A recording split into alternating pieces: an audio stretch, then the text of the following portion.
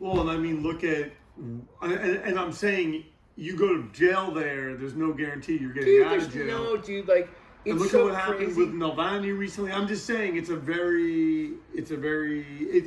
still. Yeah, it's. I'm just saying, like, when you really get to the ethos of punk rock, and I think what Youth Brigade's singing about, their lyrics are very political, and their ethos is political. That really, the Eastern European struggle of the 80s, that these dudes witnessed firsthand on, like, a long fucking European tour, it left an impression. So that's why some of their imagery changed. That's why you get the California with the K, the Mohawk dude with the flag.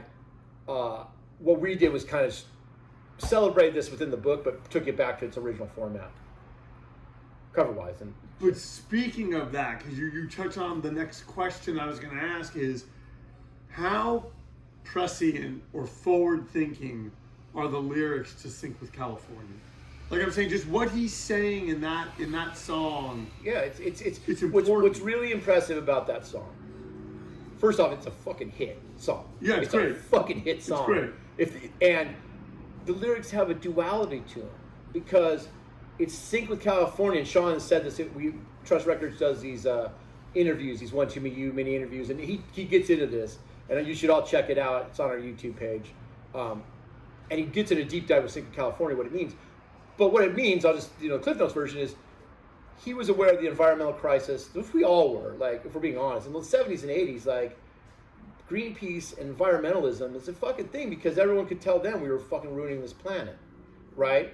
So Sing with California is about the environment, about the collapse of our ecosystem, but it's also an anti-nationalist song. Yeah. Because what Sean is, these are Canadians, they live in America, and like where we really feel, like I really feel connected to the Stern Brothers spiritually is, I don't give a fuck about countries. Like I live in America, but it's only because I prefer American football over the European version. You know what I mean? Like the thought of living in France and I gotta watch fucking European football, you know? But these dudes, like, it's so fucking, to be so aware, like let's talk about, to be all serious, let's talk about hardcore, right? Hardcore, when this record came out in 1983, when that song was written, it's a territorial place to begin with. So New York scene, Boston's got their pride, DC's got their thing, Frisco's Jello, like, you know what I mean? Like, it's territorial and very regional pride. I mean, I was I'm from Orange County. Orange County Hardcore, OCHC, like, are you kidding? Like, that was on everything. Like, so much pride in where you're from, right? Sean comes around and flips on his head and goes, that's ridiculous. Like, we're punk rockers. We're above this. We're united by our connection to this philosophy and this music. And countries and borders don't mean a fucking thing to us. Because we're more connected with a punk rocker in Czechoslovakia than we are with our fucking kids. We're going to high school or going to the fucking frat and being fucking, party boys. You know what I'm saying? Like, and so that is a powerful message and very forward thinking of that, dude. And like, shit, dude, we live in this fucking 2024 world where there's a whole bunch of people on one side of the fence who their whole fucking thing is nationalism. In 2024, that song Sync with California is more relevant today than it was written. And think about how crazy that is to say. It's written 42 years ago, 42 years ago, 41 years ago, right? Well, you could say the same thing about Man in Blue. Of what? Man in Blue. Oh, yeah. Well, that's another record idea. So Men in Blue, that's another amazing song because there's a hip hop, there's a rap breakdown, right, which is wild. But that lot of for the hip hop dudes and the punk rock dudes, there was a lot of creative curiosity about what the other was doing. And some of these are things like Youth Brigade got to be the first to do a hip hop, or to do a rap song. SSD does one that's, you can find it on YouTube. There's a rap in one of their songs that Al does, which is fascinating. 7 Seconds does it with Colorblind.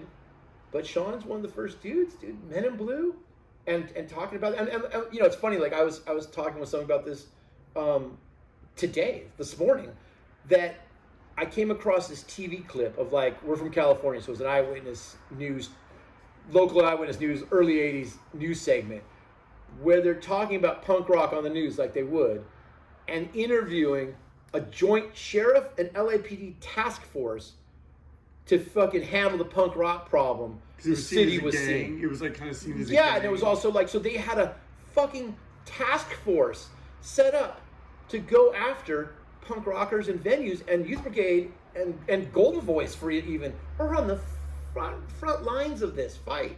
Cops come in and shut down the shows. Cops fucking beating up kids on the street. Like, it's a real fucking thing, dude. Like, and like, I'm on the tail end of that. Like, I've been beat up by cops twice in my life. Beat up. Think about it. At the time I was a teenager, I didn't think anything of it. Cop hits me in the head with a billy club, kicks me when on the ground, you know. Now, granted, I shot 20. No, I'm just kidding. But no, I was basically skateboarding, you know. We didn't think about it back then. It's just like fucking, and so yeah, it's like those lyrics resonate today. And I also think that's a lot of that kind of cross culture. You know, it's weird being like a white suburban kid from Huntington Beach or Fountain Valley, you know, and trying to understand like what an urban situation would be like for those kids. But there's a lot of the spirit's the same, because they obviously have problems with the cops. Not like we do. We're having problems with the cops because we choose to look different and be different. So we are singled out. Urban kids got singled out by the cops just because of how they were born. Right. So it's fucking different. We chose to fight, but you feel it. Like I have a real understanding, I think, sometimes of like just society in general, just from being a punk rocker. Like way more perspective than fucking kids I went to high school with, minus like Dan Callahan and Rick Jimenez. And Derek Green. Sorry, Derek. Not you, Jake. No, I'm just kidding. So looking at another song on there that's also very prescient, to be as young as he was and to write "Did You Want to Die?" Because I remember he says, and it's on like the live record about. Is it about someone specific? Well, he just says, suicide's never an option because life is the only thing that you have for sure. And just to know that at such a young age, and just considering where we are with mental health today. Yeah. I mean, I'll just read the first verse. I looked at you with curiosity, but when you looked back, I turned away. And I remember when you first spoke to me, you told me you didn't want to live life day to day. And I could see, if not for me, you didn't have to die. That's a fucking heavy song. I guarantee, I don't know this, I'm going to ask Sean. It's got to be a personal story. Because basically someone turned to him, or they recognized someone who had mental health issues, and that person committed suicide. Yeah. You know, it makes me think of, like, at the same time, in D.C., Embrace writes the song about, you know, it's the same thing. There's a suicide song, like, I forget the name of it, but it's fucking great too. But that's definitely something that resonates with young people of any generation. Oh, yeah. I know it's a little, I know the statistics are skewing higher for many reasons, probably mainly, you know, social media is a fucking bad influence as far as negative pressure on kids. And obviously there's, you know, when we were kids, if you were a homosexual or if you were trans or anything, like, you hid away because you didn't feel safe at all, like showing your head. So now we live in a world where luckily this younger generation of kids is very accepting, very open, and they're very like supportive of each other. And that's like, you know, and still those rates of suicide are through the fucking roof. And that's just something kids fucking deal with. I couldn't imagine being a kid. And the reason I'm bringing the transgender community and stuff is because their suicide rates are astronomical compared to like a normal dude or normal woman. And I find it fucking heinous, as I'm sure Sean Stern does, I'm sure any even like fucking minded punk rocker does, that people like that are still being marginalized and oppressed in the United States of America. Being used as a political fodder for a presidential election, like, fuck you. Literally.